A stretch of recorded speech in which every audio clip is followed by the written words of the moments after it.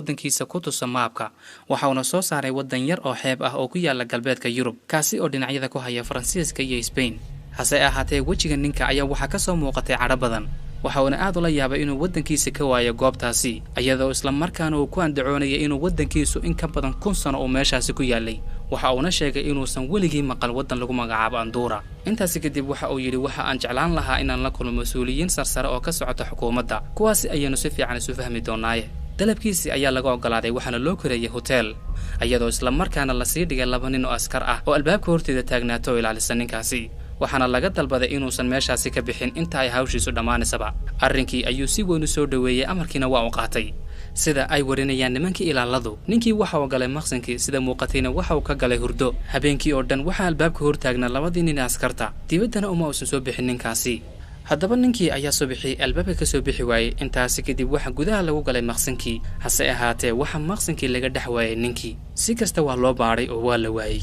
arrinta la yaabka badneed ayaa waxay ahayd maqsinkan amba qolkani uu